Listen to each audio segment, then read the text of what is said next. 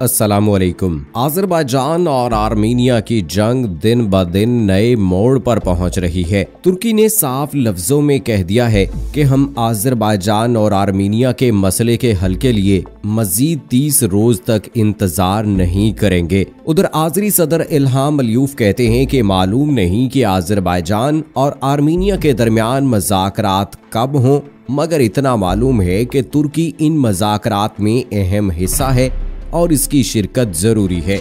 दोस्तों, अज़रबैजान और आर्मीनिया मुतनाज़ा इलाका नेगोर्नो काराबाख के हवाले से आजकल एक दूसरे से बाहम दस्तो गिरेबां हैं, जिस पर पूरी दुनिया और बिलखसूस एशियाई ममालिक को तशवीश लाहक है। दोनों मुल्कों की जंग के दौरान एक दूसरे के शहरी आबादियों पर हमलों से हलाकतों की तादाद में दिन ब दिन इजाफा होता जा रहा है।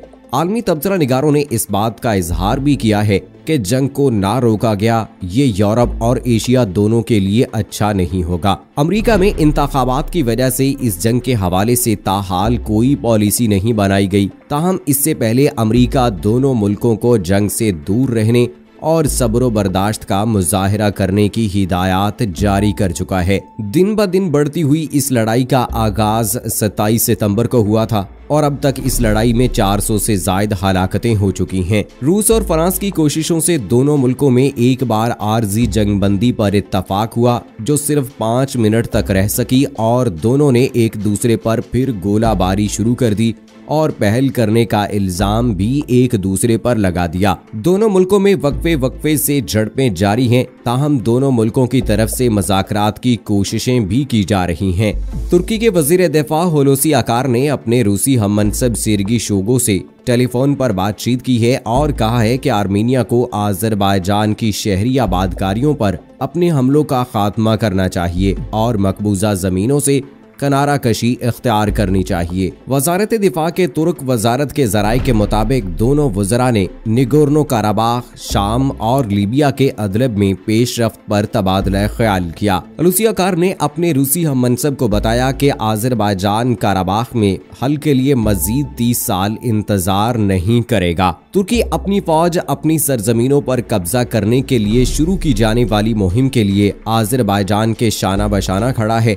उन्होंने ये भी कहा कि तुर्की 5 मार्च 2020 को मुआहदे के तहत इस्तेहकाम की फ्राहमी के लिए अदलब में अपने वादों को पूरा करता है। आकार ने शोगो को बताया कि तुर्की मासूम लोगों को रज़ाकाराना तौर पर और बाहिफाजत उनके आबाई वतन लौटाने की पूरी कोशिश करेगा। उनका मजीद कहना था कि अंकारा अमरीकी सलामती कौंसिल के मुताल्लिका फैसलों की मुनासबत से मुस्तहकम, आज़ाद और खुद मुख्तार लीबिया की हिमायत करता है और खित्ते के इस्तेहकाम तक पहुंचने के लिए कोशिशें करता रहेगा। उन्होंने कहा कि आर्मीनिया को जंगबंदी माहिदे की खिलाफ वर्जी करते हुए शहरी आबादकारियों को निशाना बनाए जाने हमले रोकने और इन इलाकों को गैर कानूनी तौर पर कब्जा करने की जरूरत है। दोस्तों, इस हफ्ते के शुरू में अज़रबैजान और आर्मीनिया के माबैन जंगबंदी का एक पूरा दिन भी बरकरार नहीं रहा था, क्योंकि येरेवान ने अज़रबैजान के दूसरे सबसे बड़े शहर गांजा पर हमला किया था। इस जंगबंदी के आगाज से 24 घंटे से भी कम वक्त में इतवार के रोज आर्मीनी मिसाइलों ने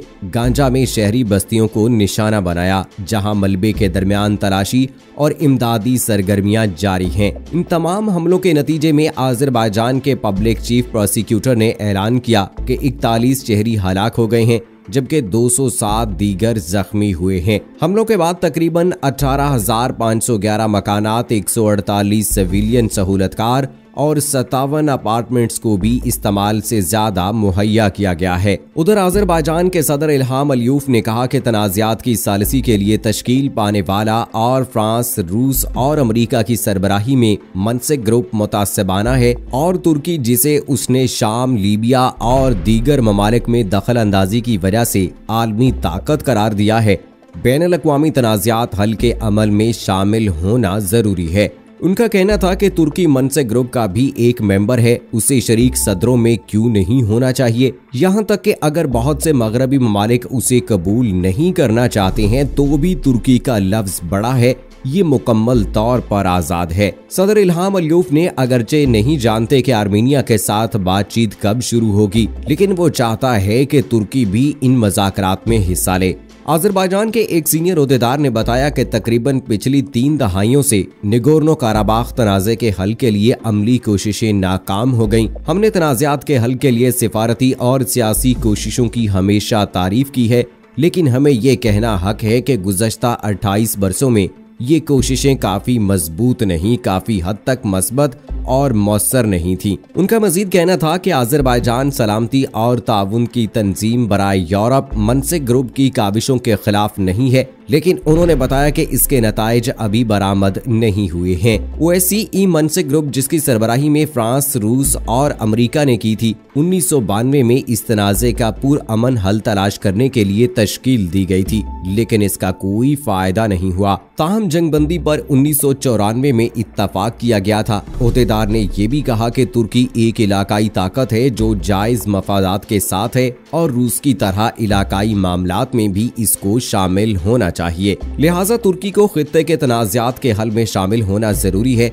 अजरबैजान की हिमायत के लिए तुर्की की कोशिशों को सराहते हुए उन्होंने कहा कि अजरबैजान की आज़ादी हासिल होने के बाद से तुर्की ने हर तरह की मदद फ्राहम की है। ओहदेदार ने दोनों ममालिक के माबैन फौजी ताउन की तरफ इशारा करते हुए कहा कि अजरबैजान ने तुर्की से फौजी साजो सामान हासिल किया है और ये कि दोनों ममालिक मिलकर फौजी मशकें करते हैं, लेकिन उन्होंने नोट किया कि मौजूदा तनाज़े में तुर्क फौज मुलव्विस नहीं है। दोस्तों, अभी तक इस जंग के असरात आलमी मंडी पर तो नहीं पड़े, ताहम ये मुमकिन है कि अगर इस जंग ने तूल पकड़ा तो आलमी मंडी की कीमतों पर भी असरअंदाज होगी और खासकर तेल की कीमतों में इजाफा शुरू हो जाएगा, जबकि यूरोप में भी तेल की सप्लाई के लिए इस्तेमाल होने वाले रास्ता निगोर्नो काराबाख का इस्तेमाल रुक जाएगा, जिससे जंग के असरात बराह रास्त यूरोप और एशिया पर पड़ेंगे।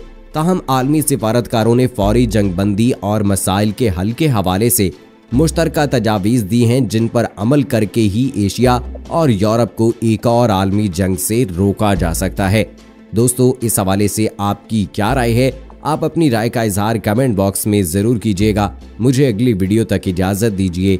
फी अमानिल्लाह।